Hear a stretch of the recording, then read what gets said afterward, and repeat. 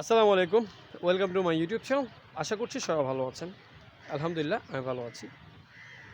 যারা আমার চ্যানেলের সাথে যুক্ত ছিলেন এবং যুক্ত আছেন সবাইকে আমার চ্যানেলের পক্ষ থেকে স্বাগতম।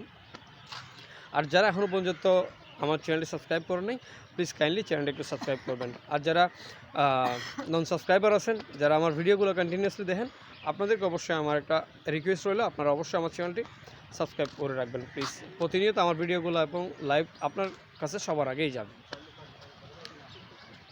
আজকে আমি আপনার দুইটা টপিকস নিয়ে কথা বলতে আসছি। আসলে এই টপিক্সটা অবশ্যই বর্তমানে আমাদের কান্ট্রিতে কিন্তু অনেক বেশি জনপ্রিয় হয়ে উঠছে।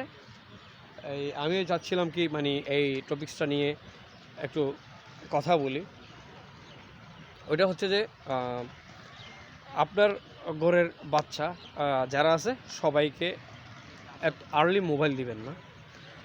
কারণ বাচ্চাদেরকে আপনি যখন কোনো একটা জিনিসের প্রতি অ্যাডিক্টেড করে ফেলতেছেন, দেখবেন আপনার এখন মনে করেন আপনার ইউটিউব বলেন, ফেসবুক বলেন, এখানে অনেক আজে বাজে ছবি কিংবা ভিডিওগুলো আসে।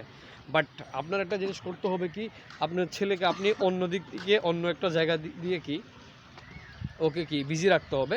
আপনার ছেলে মেয়ে যাই হোক যেন মোবাইলটা না পায়। বাচ্চারা ঠিক আছে, বাচ্চারা মোবাইল ইউজ করবে, ভালো কিছু দেখবে, এটা ঠিক আছে, তবে কিন্তু আপনার সব সময় না, চেষ্টা করবেন আপনার বাচ্চাকে যেন মোবাইলটা না দিয়ে রাখতে পারেন। এই জিনিসটা অনেক বেশি ইম্পর্ট্যান্ট। কারণ বাচ্চারা যখন আপনার মোবাইলের প্রতি অ্যাডিক্টেড হয়ে যাবে, অ্যাডিক্টেড হলে তখন আপনার একটা জিনিস কি আপনার দেখবেন তারা আজে বাজে জিনিসগুলো খুব ইজিলি দেখি ফেলবে এবং পড়ালেখার দিক দিয়ে মনটা বসবে না। সো আমার মতে একটা জিনিস সবচেয়ে বেশি আশেপাশে খেলাধুলার যদি আপনার স্পেস থেকে খেলাধুলার জন্য পাঠাবেন বা খেলাধুলার ব্যবস্থা করে দেবেন, দেখবেন মোবাইলের প্রতি এডিক্টেড যেটা ছিল এটা একটু একটু কমে আসবে। সো আমি আপনাদের কাছে রিকোয়েস্ট করতে পারি, যারা ফ্যামিলি মেম্বার আছেন, যারা মা বাবা আছেন, সবার কাছে মোবাইলটা যেন তাদেরকে আপনি না দিয়ে রাখতে পারলে অনেক বেশি উপকার হবে।